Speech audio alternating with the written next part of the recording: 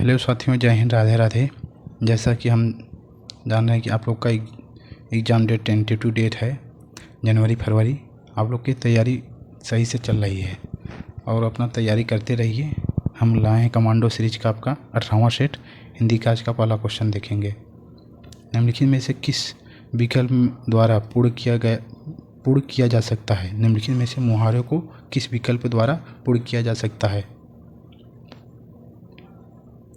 गागर में डैश पानी भरना, दूध भरना, सागर भरना, पैसा भरना। तो इसका राइट आंसर हो जाए गागर में सागर भरना। मुहावरा है गागर में सागर भरना। ऐसी बात जो लोग परंपरा से सुनते आए हों।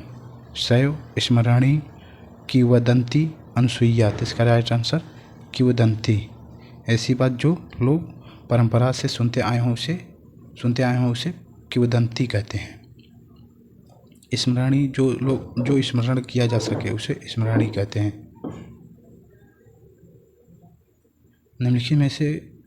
निम्नलिखित वाक्य में से अशुद्ध पहचानी। तलवार एक अच्छा अस्त्र है। अस्त्र अच्छा एक तलवार। तो इसका राइट आंसर तलवार। तलवार एक अस्त्र नहीं शस्त्र होता है। अस्त्र उसे कहते हैं जो फेंक कर चलाया जाता है। अस्त्र उसे कहते हैं जो फेंक कर चलाया जाता है और शस्त्र उसे कहते हैं जो हाथ में लेकर चलाया जाता है। जो हाथ में लेकर चलाया जाता है उसे शस्त्र कहते हैं और जो फेंक कर चलाया जाता है उसे अस्त्र कहते हैं। यहाँ पे शस्त्र होगा।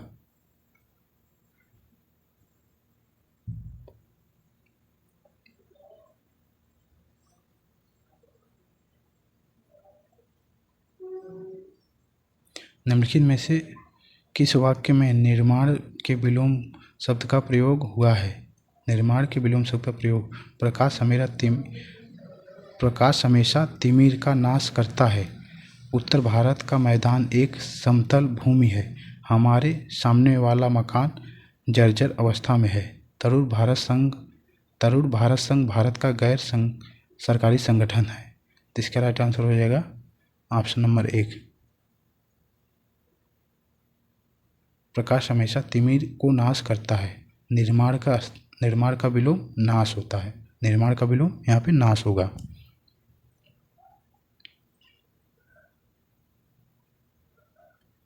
निम्न वाक्य में रेखांकित शब्द को विकल्पों में से दिए गए शब्द से बदला जा सकता है जिससे वाक्य के अर्थ में कोई परिवर्तन न हो। प्रतिदिन रियाज करने के कारण वह प्रवीण हो गया।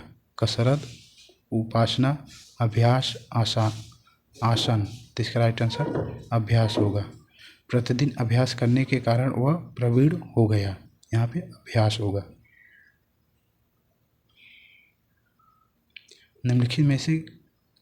निम्नलिखित शब्द का सही पर्यायवाची शब्द चुनिए। नदी का पर्यायवाची हिमनद, चपला, तारणी, सरोज। इसका राइट आंसर तारणी होगा। नदी का पर्यायवाची तारणी होता है।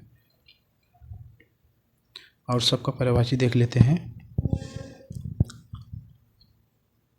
नदी का और पर्यायवाची देख लें। परुष्णवी, तरनी, सरिता, टटनी और तारणी होता है। और बिजली के पर्यायवाची चपला होता है। बिजली का पर्यायवाची देख चपला, चंचला, विद्युत, दामिनी, सौदामिनी, ताड़ित और बीजजूरी, क्षण प्रभा और कारका।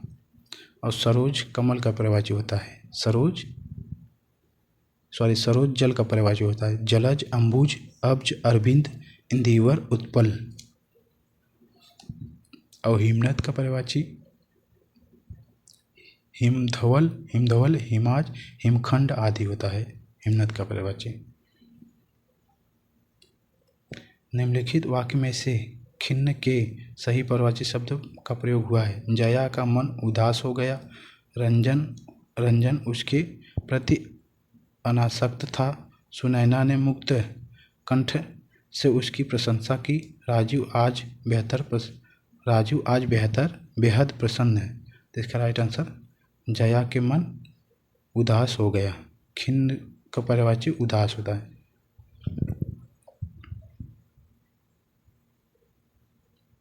उदास का पर्यायवाची अनमना, उदास, अनमनस्क, उन्मन, विमुख, विरक्त, उदास और गतानुराग, ये सब उदास के पर्यायवाची थे। अगला क्वेश्चन,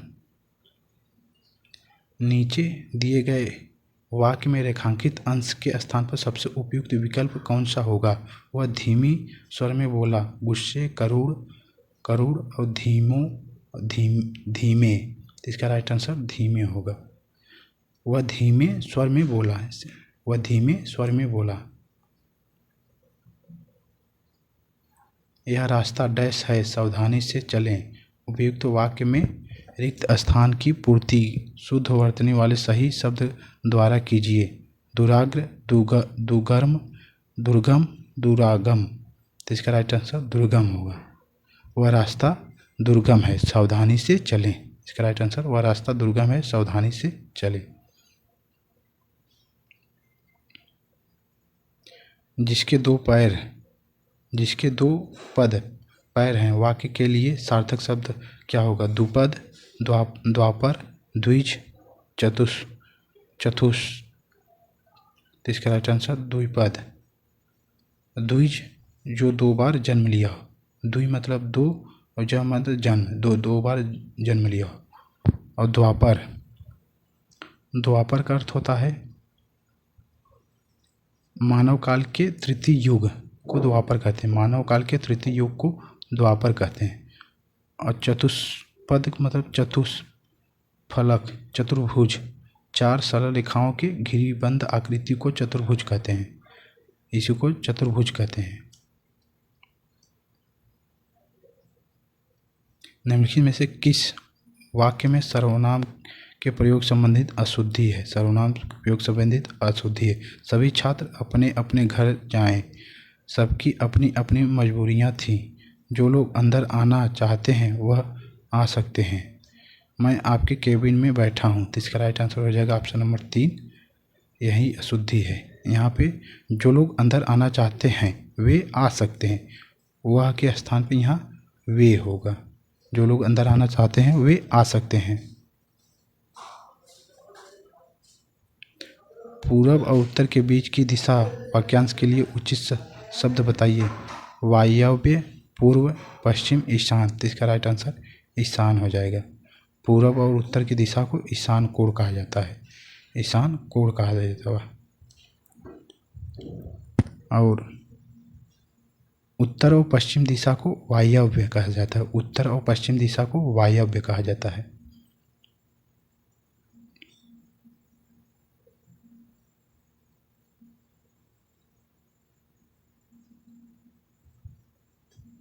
एक वाक्य संकेतवाचक सर्वनाम का प्रयोग नहीं हुआ है। एक वाक्य में संकेतवाचक सर्वनाम का प्रयोग नहीं हुआ है। वह भिखारी हमेशा मंदिर के सामने बैठता है। राम का घर कौन सा है? वे पुरानी फाइलें हैं। यह लड़का हमारे विद्यालय का चपरासी नीरज है, तो इसका राइट आंसर ऑप्शन नंबर 2 है।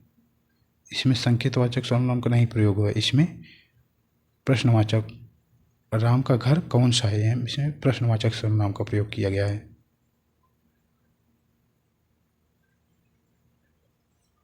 राहुल के स्वभाव में क्रोध का भाव अधिक है। उक्त वाक्य में प्रयुक्त क्रोध के स्थान पर उसके विलोम शब्द का प्रयोग निम्नलिखित में से कौन सा किया जाएगा? राहुल के स्वभाव में घृणा का भाव अधिक है। राहुल के स्वभाव में क्षमा का भाव अधिक है। राहुल के स्वभाव में ईर्ष्या का भाव अधिक है। राहुल के स्वभाव में दया का भाव अधिक है। क्रोध का विकल्प क्षमा होता है, तो इसका right answer option number 2, Rahul के स्वभाव में क्षमा का भाव अधिक है।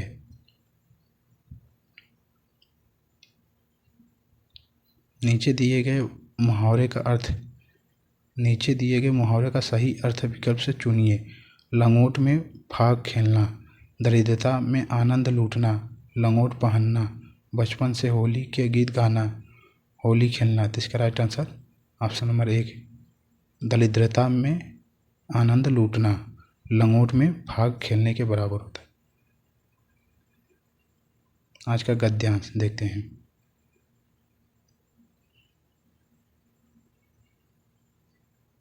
भारत ने कभी भी भौतिक वस्तुओं के डैश की बहुत अधिक महत्व नहीं दिया है। भारतवर्ष ने कभी भी भौतिक वस्तुओं के डैश की महत्व नहीं दिया है। तो इसके स्थान पे संग्रह। भारतवर्ष ने कभी भी भौतिक वस्तुओं के संग्रह की बहुत अधिक महत्व नहीं दिया है। उसकी दृष्टि से मनुष्य के भीतर जो महान डैश गुण स्थिर भाव बैठा हुआ है, यहाँ पे डैश के स्थान पे आंतरिक। उसकी दृष्टि से मनुष्य के भीतर जो महान आंतरिक गुण स्थिर भाव से बैठा है, वही चरम और परम है। लोभ मोह काम क्रोध आदि विचार मनुष्य में डैश रूप से विद्यमान रहते हैं। तो इसके स्थान पे विशेष।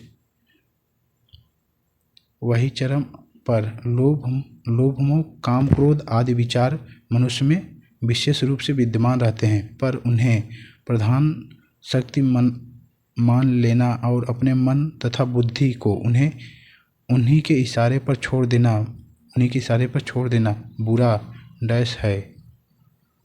आचरण उन्हीं के इशारे पर छोड़ देना बहुत बुरा आचरण है। भारत ने कभी भी उन्हें उचित नहीं माना। उन्हें सदा डैश के बंधन से बांध कर रखने का प्रयत्न किया। तो इसके स्थान पर हो जाएगा संयम। भारत ने कभी भी उन्हें उचित स्थान नहीं माना। उन्हें सदा संयम के बंधन से बांध कर रखने का प्रयत्न किया। इसमें संग्रह होगा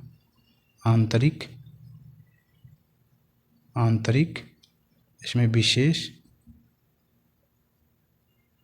इसमें आचरण, इसमें संयम। आज के लिए इतना ही। चलते हैं। राधे राधे, धन, जय हिंद।